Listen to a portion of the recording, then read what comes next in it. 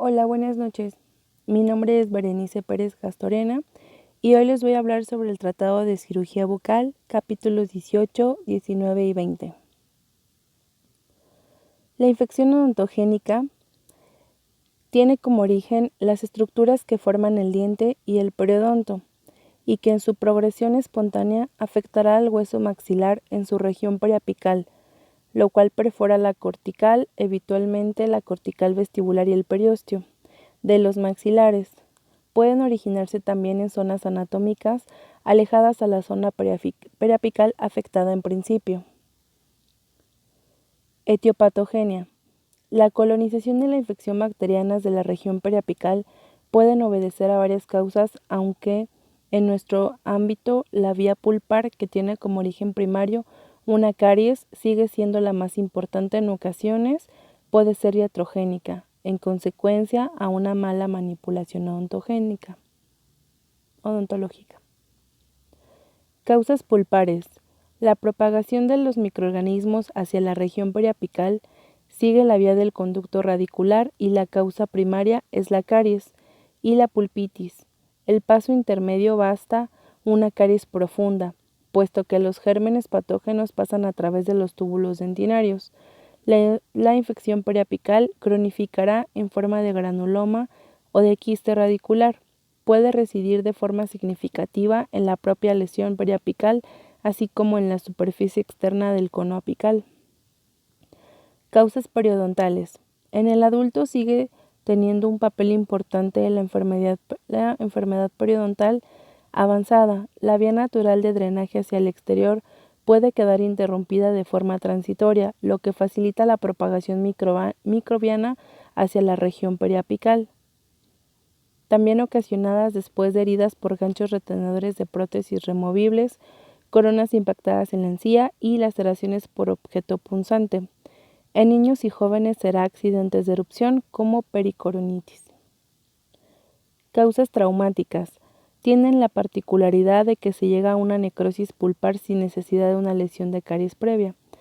En individuos jóvenes no es rara esta etiología en los incisivos, tanto superiores e inferiores, impacto sobre la corona, es decir, existe un trauma en el diente local, lo cual ocasiona que haya una necrosis pulpar. Por lo tanto, el signo más notable es que cambia de color. Causas infecciosas por vía retrógrada. Afectación periapical retrógrada por continuidad del ápice de un molar superior con el seno maxilar impactado por su íntima relación, con un quiste radicular cuyo origen resida en otro diente. Esta última circunstancia puede explicarnos que las pruebas de vitalidad pulpar efectuadas a los dientes que presuntamente están englobados en un quiste se vean alteradas de manera no uniforme. Causas iatrogénicas. La iatrogenia puede efectuarse a distintos niveles. Una acción tan rutinaria como la anestesia local puede facilitar la propagación de la infección gracias a la vehiculización de los gérmenes por la propia aguja. El simple hecho de efectuar una exodoncia de forma traumática o sin guardar las normas de asepsia incrementa cuando la exodoncia es de tipo quirúrgico. Puede ocasionar alveolitis, húmedas o supuradas, y las secas, que se deben considerar como una variante peculiar de infección odontogénica. Bacteriología. Especies microbianas propias de la infección odontogénica. Tradicionalmente los microorganismos implicados en la infección odontogénica fueron los géneros Streptococcus y Staphylococcus. Gracias al progreso de las técnicas de recogida y de cultivo, se ha podido aislar un gran número de bacterias. En concreto, Lave cita que se han llegado a aislar 340 especies distintas, de las cuales únicamente unas 20 serían realmente patógenas, como los cocos gram positivo, anaerobios, facultativos y estrictos, así como los cocos gram positivos y gram negativos, como los cocos anaerobios. Resistencias bacterianas. Debemos distinguir entre insensibilidad y resistencia de cualquier antibiótico frente a un determinado microorganismo. La sensibilidad es una situación natural derivada de las características de acción del antibiótico. Está completamente justificada. Un ejemplo comprensible de la insensibilidad es la inefectividad del metronidazol sobre los gérmenes aerobios, que constituye las contraindicaciones clásicas de la antibiótico-terapia. Algunos mecanismos de resistencia son dificultar al antibiótico su llegada hasta el punto diana, por pérdida de la permeabilidad de la membrana celular, por bombeo activo del antibiótico, que es devuelto fuera de la célula, modificar el punto diana por secreción de proteínas que protegerán el locus específico del ribosoma, donde actúan las tetraciclinas, por modificación de proteínas ligadoras de penicilinas, por modificación del locus de acción ribosómica en el que actuarían los macrobios. Clínica de la infección odontogénica. Etapas clínicas. Periodo de la inoculación o de contaminación, etapa que corresponde a la entrada y colonización de una cantidad suficiente de bacterias para que se inicie su proliferación incontrolada a nivel preapical. Periodo clínico. Aparece una serie de signos y síntomas típicos de cada fase de esta etapa. Se manifiesta de entrada con la periodontitis apical aguda o absceso periapical. A medida que la infección aumenta, va expandiéndose radicalmente, yendo a buscar el camino de salida más corto, es decir, hacia las corticales. Periodo de resolución viene marcado por el cese de la actividad inflamatoria y la formación de tejido de reparación. Periodontitis. Inflamación de los tejidos de sostén que componen el periodonto. Periodontitis según su carácter evolutivo, aguda, subaguda o crónica o según la calidad de su exudado, serosa o supurada. Celulitis. Inflamación del tejido celular subcutáneo. Entiende la inflamación del tejido conectivo, principalmente subcutáneo, y del subaponeurótico. El término flemón se determinó para una inflamación circunscrita de presencia bucal, es decir, un absceso. La celulitis se caracteriza por los signos clásicos de la inflamación: dolor, rubor, calor, tumor. El dolor es agudo, es pulsátil, lancinante, pero no tan localizado como el de la periodontitis. El rubor indica ligero enrojecimiento del tegumento o mucosa. Calor, está caliente. Absceso. Es la acumulación delimitada de pus en un tejido orgánico. En esta fase se produce la información localizada de un exudado purulento que se detecta clínicamente gracias a la palpación, ya que la sensación de renitencia o fluctuación son características difíciles de apreciar en abscesos de zonas profundas. Infección odontogénica circunscrita. Infección odontogénica es aquella fase evolutiva en la que ya ha traspasado la barrera, supone el periósteo y queda situada entre este y la fibromucosa, primero en forma de flemón y luego de absceso.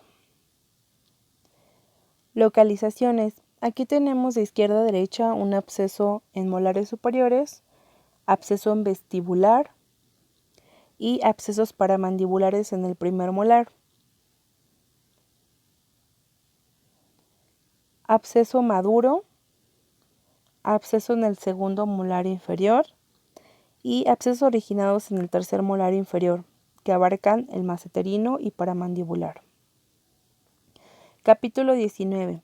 Vías de propagación de la infección odontogénica.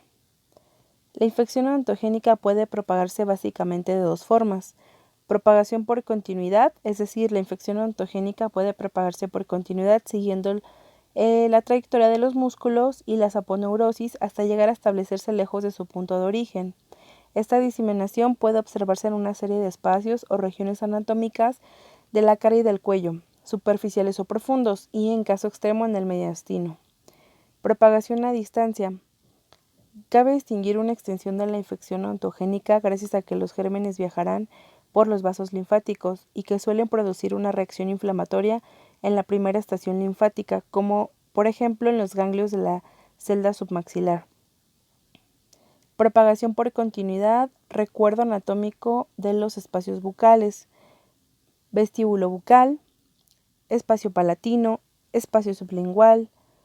También puede haber en el espacio canino, espacio geniano, espacio mentoniano, espacio temporal superficial, espacio paramandibular, temporal profundo, cigomático, maceterino, pterigomandibular, submentoniano, submaxilar, parotidio.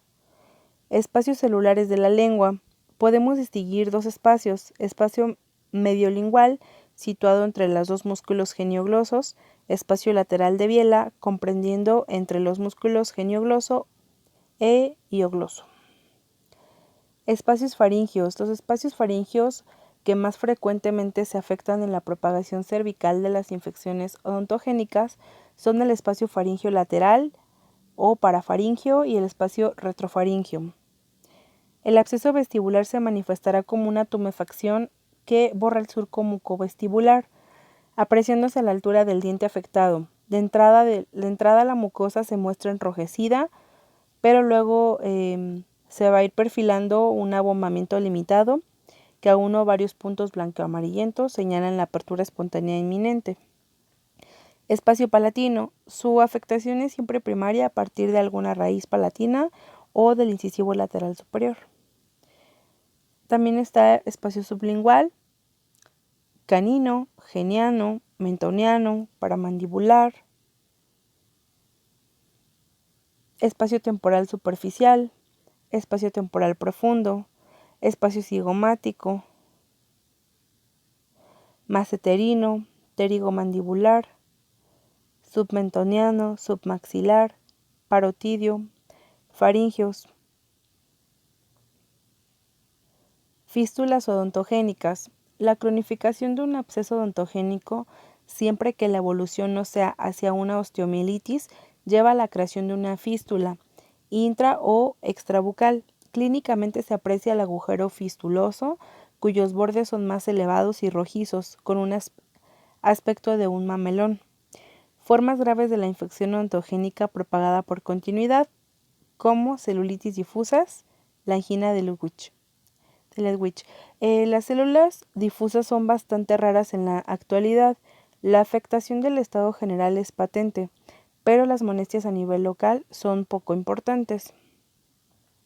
El cuadro clínico basado en los siguientes criterios sobre angina de Ludwig: inflamación insignificante de la garganta que está presente al principio de la enfermedad y que remite pronto; hinchazón con peculiar consistencia de madera; inflamación dura por debajo de la lengua; borde bien definido en el edema del cuello indurado, rodeado de tejido conectivo sano; falta de implicación de las glándulas salivales, aunque el tejido que la circunda esté afectado. La dificultad respiratoria domina la sintomatología y la desecación de la mucosa bucal. Propagación a distancia. Propagación por vía hematógena. Propagación por vía linfática. Los adenoflemón. La inflamación odontogénica también puede diseminarse por vía linfática, dando lugar a la inflamación metastásica de los ganglios regionales, ganglios del espacio submaxilar. Capítulo 20. Normas generales de tratamiento de la infección odontogénica, antibiótico-terapia, profilaxis de las infecciones posquirúrgica y a distancia. Infección odontogénica. No existe un tratamiento estandarizado de las infecciones odontogénicas. En general, el tratamiento que se realice dependerá de la fase de la infección: periodontitis, celulitis o flemón absceso, de la topografía de la localización primaria intra o extrabucal. En fase de celulitis o flemón será básicamente farmacológico. Tratamiento odontológico. Apertura cameral. La fase de periodontitis puede ser curativa, con la gran ventaja que representa poder conservar el diente. Con esta simple maniobra, que debe saber realizarse de forma que moleste lo mínimo al paciente, lograrás el alivio inmediato, ya que de esta manera estaríamos liberando los gases atrapados y por lo tanto empezaría a salir la pus. Exodoncia convencional. La exodoncia se puede generar siempre y cuando no hay posibilidad en el futuro de hacer un tratamiento conservador y poder así aprovechar la estructura dentaria residual. Principios generales de la antibiótico-terapia. El uso de agentes antimicrobianos ha de adoptar individualmente para cada paciente, valorando la gravedad de la infección, el lugar anatómico afectado y el supuesto o probado agente etiológico. La elección del antibiótico se basa en su seguridad del paciente, eficacia y baja toxicidad, del medicamento, y en cuestión al paciente, pues un costo aceptable. La elección del antimicrobiano ha de ser juiciosa y no solo será importante elegir el antibiótico adecuado, sino que también se tendrá que prescribir correctamente. Consideraciones básicas. Los antimicrobianos pueden ser utilizados para tratamientos profilácticos, empíricos y dirigidos, pero en todos los casos elimina o por lo menos inactivar los microorganismos patógenos. El antibiótico ha de llegar al tejido infectado y ha de permanecer ahí el tiempo suficiente y en una concentración que se suponga efectiva. Por lo tanto, deberemos conocer los parámetros farmacocinéticos de los antibióticos de uso habitual que nos permitirán modificar estratégicamente la vía de administración, la posología o la clasificación en todas aquellas situaciones que se aparten de la normalidad, sea por las características propias del paciente o por la gravedad de la infección. Diagnóstico microbiano. En este caso se puede generar una recogida de la muestra. Debe ser cuidadosa del material, evitando en lo posible el contacto con la saliva. El acto de la recogida debe ser rápido, evitando la desecación y la exposición al aire de la muestra recogida, introduciéndola en el medio de transporte adecuado y remitiéndola lo más pronto posible al laboratorio para que pueda ser analizada. Selección del agente antimicrobiano. Antes de llegar a los tejidos infectados, el antibiótico debe salvar una serie de obstáculos. Al ser oral la administración, interesará que resista sin degradarse el pH gástrico y que además tenga una buena absorción intestinal. Tratamiento empírico y tratamiento definitivo. Un tratamiento empírico dirigido a eliminar los gérmenes causales más probables, únicamente en los casos crónicos que son muchos, como son muchos osteomielitis maxilares. Podremos efectuar un tratamiento definitivo. Deberíamos utilizar siempre antibióticos que fueran efectivos sobre ambos grupos de gérmenes, independientemente de considerar cuál ha sido la vía de entrada. También tendremos que prescribir el tratamiento empírico, solo cuando es realmente severa. La opción recaerá en antibióticos de uso restringido, los cuales conocemos como de segunda y tercera elección. Principios de administración de los antibióticos. Vía de administración. Conocemos la vía parenteral, intravenosa, intramuscular y la vía oral. Alergia a los antibióticos. Un impedimento con el que nos encontramos cada vez con mayor frecuencia es que el paciente nos refiere haber padecido una reacción alérgica frente a un determinado antibiótico. Ante una situación de urgencia en la que el tratamiento antibiótico es inevitable, habrá que escoger a los que presentan potencialmente menos problemas a este. Lo que equivale casi a tener que prescindir de los betalactámicos. Recordamos que las cefalosporinas presentan una sensibilidad cruzada con ellos. Situaciones fisiológicas particulares. En la infancia, en la edad pediátrica, hay que adoptar la posología según el peso corporal y tendremos en cuenta además que la absorción, distribución, metabolismo y excreción son diferentes en relación al adulto. Vejez. En el anciano concurre una serie de circunstancias fisiológicas, insuficiencia renal y hepática y carácter leve que hacen que la excreción del antibiótico esté disminuida y que por lo tanto se requieran dosis menores. Es aconsejable rebajar la dosis total en 2/3 partes de lo habitual o alargar la posología cuando se utiliza la vía parenteral. En el embarazo. El tratamiento de la embarazada, puesto que su fisiología presenta una serie de modificaciones, tales como una disminución de la absorción intestinal, se distinguen 5 categorías de fármacos. Hay estudios en la mujer gestante que no han demostrado ningún tipo de riesgo. Los estudios sobre animales demuestran que no hay peligro, pero no se dispone de estudios adecuados en la embarazada. No existen estudios válidos para la mujer, aunque en este caso el beneficio supera el riesgo. Hay clara evidencia de riesgo fetal para la especie humana, pero la relación beneficio-riesgo es aún aceptable. Antibiótico-terapia práctica para la infección odontogénica. Antibióticos de primera elección como pueden ser penicilinas naturales, penicilina G, benzatina, penicilina G, benzilpenicilina, sódica y potásica, penicilina G procaína. Antibióticos de segunda elección como metronidazol, penicilinas asociadas a inhibidores de los beta-lactamasas y lincosamidas. Tratamiento complementario, analgésicos antiinflamatorios. El tratamiento farmacológico antiinflamatorio puede efectuarse con analgésicos antiinflamatorios no esteroidales o bien con corticosteroides a los que obligatoriamente deberá añadirse algún analgésico puro. Tal sería el caso del paracetamol o apiáceo menor como la codeína. La administración de la medicación analgésica y antiinflamatoria ha de ser racional y pautada, no a petición del paciente cuando tenga dolor, y procuraremos hacerla coincidir con la toma del antibiótico. Tratamiento quirúrgico. Indicaciones del desbridamiento.